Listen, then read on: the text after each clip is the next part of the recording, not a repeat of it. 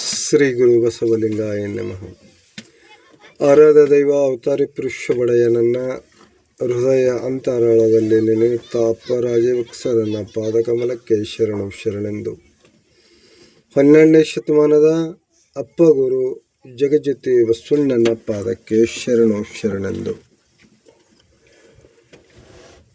ನಾವು ಮನೆ ಕಟ್ಟುವಾಗ ಭೂಮಿ ಜಾತಿ ಕೇಳಿತೆ, ನಾವು ಶ್ವಾಸ ಎಳೆಯುವಾಗ ಗಾಳಿ ಕುಲವು ಕೇಳಿತೆ. ಹೇ ಪರಮಾತ್ಮ, ನಮ್ಮಿಂದ ಭೇದ ಭಾವ ದೂರವಾಗಲಿ.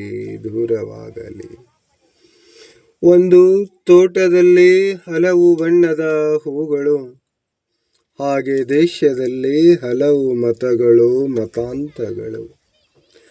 ಆ ಹೂವುಗಳಂತೆ ಮತಗಳು ಸದ್ವಾಸನೆ ಬೀರಲಿ, ಆ ಹೂಗಳಂತೆ ಮತಗಳು ಸದ್ವಾಸನೆ ಬೀರಲಿ. ಹೇ ಪ್ರಭು, ನಮ್ಮಿಂದ ಭೇದ ಭಾವ ದೂರವಾಗಲಿ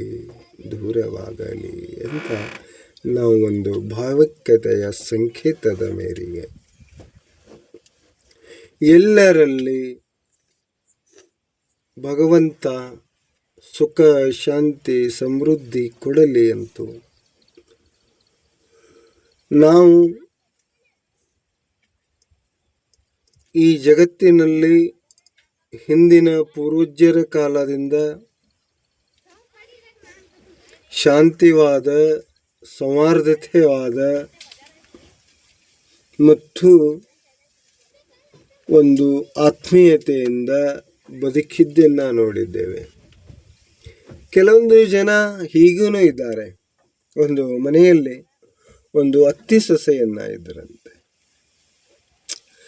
ಅತ್ತೆ ಸೊಸೆಯನ್ನ ಅತ್ತಿ ಮಂಚದ ಮೇಲೆ ಕೂರಿದ್ದಳು, ಸೊಸಿ ಕುರ್ಚಿ ಮೇಲೆ ಕೂತಳು. ಅತ್ತಿ ಎನ್ನುವ ಅಹಂಕಾರ, ಅತ್ತಿ ಎನ್ನುವ ಒಂದು ದುರಂಕಾರ, ನಾನು ಅತ್ತಿ, ನಾನೇ ಶ್ರೇಷ್ಠ, ನಾನೇ ಗಂಡಸು ಮಕ್ಕಳು ಹಿಡಿದೀನಿ ಅಂತ. ನೋಡಿ ಎಂತ ಅತ್ತೆ ಆಕೆ. ಸೊಸೆ ಮತ್ತು ಅತ್ತೆ ಮಧ್ಯೆ ಸೌಹಾರ್ದತೆಯನ್ನ ನಡೆಯಿತು. ಸೊಸೆ, ನೀನು ಆ ಕುರ್ಚಿ ಮೇಲೆ ಕೂರಿದೆಯಲ್ಲ, ನಾನು ಬಂದು ಆ ಕುರ್ಚಿ ಮೇಲೆ ಕುಂದಿರ್ತೀನಿ, ನೀ ಎಲ್ಲಿ ಕುಂದಿರಕ್ಕಿ ಅಂತ. ಸೊಸಿ ತಿಳ್ಕೊಂಡಳು. ಒಂದು ನಾಡ ನುಡಿಯ ವಾಣಿಯಂತೆ, ಊಟ ಬಲ್ಲವನಿಗೆ ರೋಗವಿಲ್ಲ, ಮಾತು ಬಲ್ಲವನಿಗೆ ಜಗಳವಿಲ್ಲ ಅನ್ನುವ ನಿಟ್ಟಿನಲ್ಲಿ, ಅತ್ತಿಯವರ ನೀವು ಬಂದು ಕುರ್ಚಿ ಮೇಲೆ ಕೂತ್ರ ನಾನು ಮಣಿ ಹಾಕೊಂಡು ಆ ಮಣಿಯ ಮೇಲೆ ಕೂರುತ್ತೇನೆ ಅಂತ ಹೇಳಿದಳು. ಅತ್ತಿಗೆ ಮರ್ಯಾದೆ ಕೊಟ್ಟಳು ಸೊಸಿ.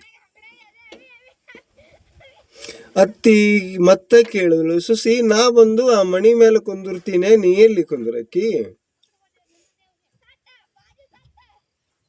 ಅತ್ತಿಯವರ, ನೀವು ದೊಡ್ಡವರು, ನೀವು ಹಿರಿಯ ಜೀವಿಗಳು, ನೀವು ಆ ಮಣಿ ಮೇಲೆ ಕೂತ್ರ ನಾನು ಚಾಪಿ ಹಾಕೊಂಡು ಕುಂದಿರ್ತೀನಿ.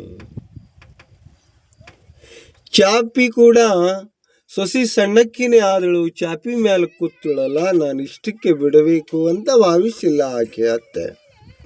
ಗರ್ವ.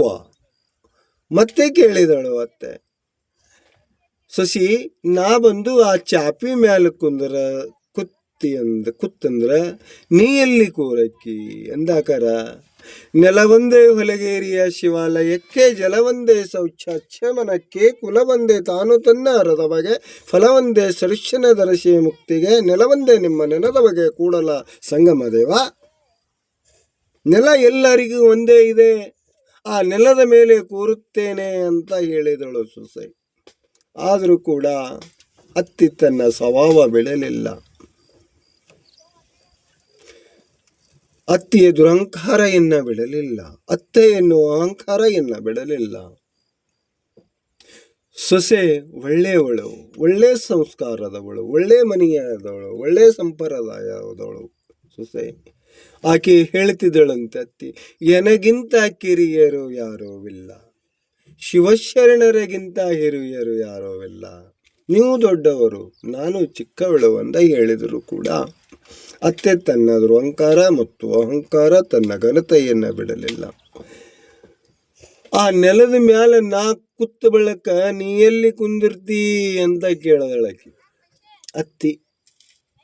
ಸೊಸಿ ತಲಿ ಚಟ್ಟತ್ರಿ.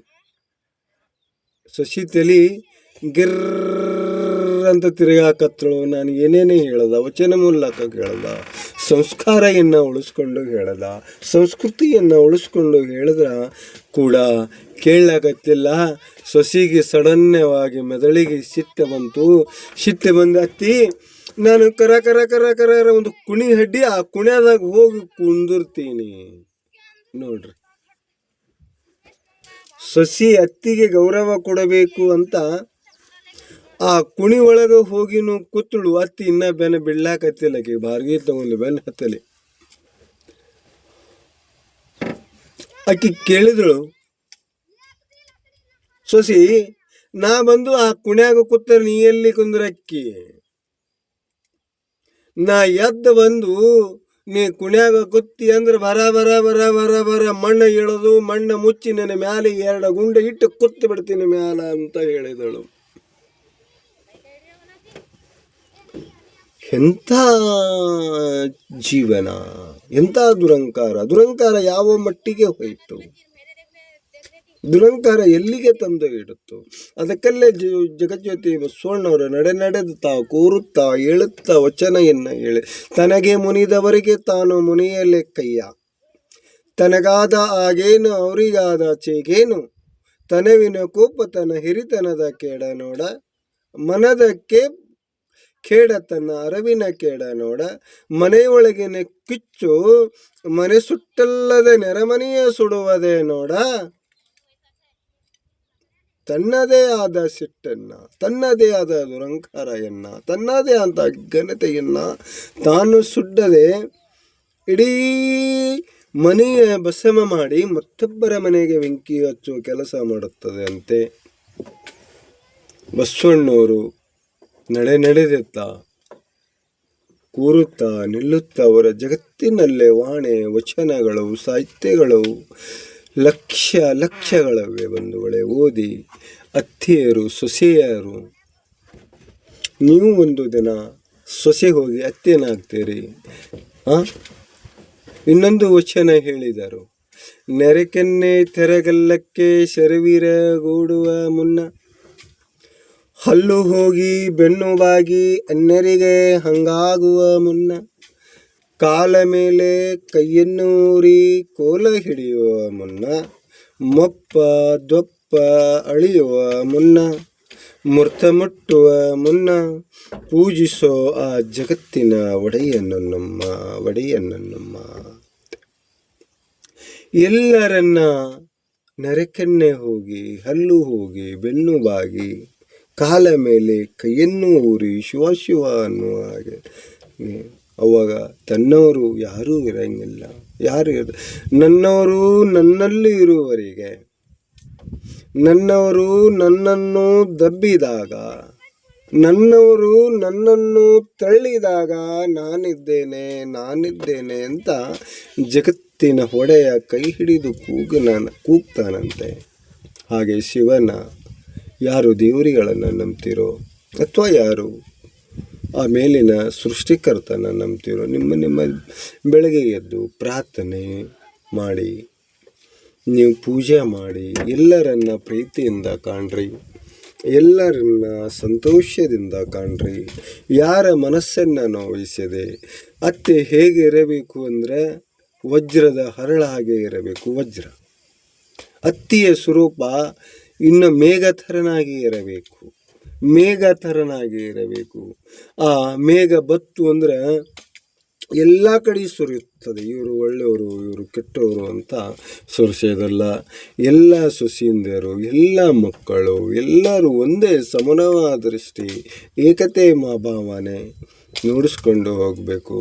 ಸೊಸೆಯಂದರು ತನ್ನ ತಾಯಿಗೆ ಹೇಗೆ ಪ್ರೀತಿಯನ್ನು ತೋರಿಸ್ತಾರೋ ಮಕ್ಕಳು, ತಾಯಿ ಮೇಲೆ ಎಷ್ಟು ಮಮತೆ ಮಮಕಾರ ವಾತ್ಸಲ್ಯ ಇರುತ್ತೋ ಅತ್ತಿ ಮೇಲೆ ಕೂಡ ಈ ಪ್ರೀತಿಯನ್ನು ತೋರಿಸಿದರೆ ಇಂಥ ಸಮಸ್ಯೆ, ಇಂಥ ವಾಗ್ದಾಳಿ, ಇಂಥ ಪರಸ್ಪರ ದುರ್ಘಟನೆಗಳನ್ನು ಆಗಕ್ಕೆ ಇರೋದಿಲ್ಲ.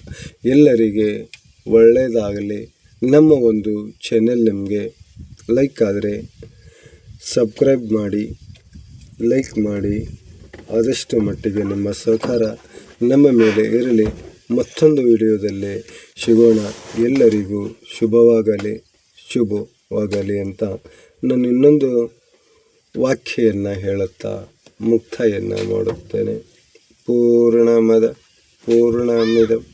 ಪೂರ್ಣಾರ್ಥಕ ಪೂರ್ಣಮದಚ್ಯತೆ ಪೂರ್ಣಸ್ಯ ಪೂರ್ಣಮಾದಾಯ ಪೂರ್ಣಮೇವಾವಶಿಷ್ಯತೆ. ಸರ್ವೇ ಜನ ಸುಖಿನೋ ಭವ. ಓಂ ಶಾಂತಿ.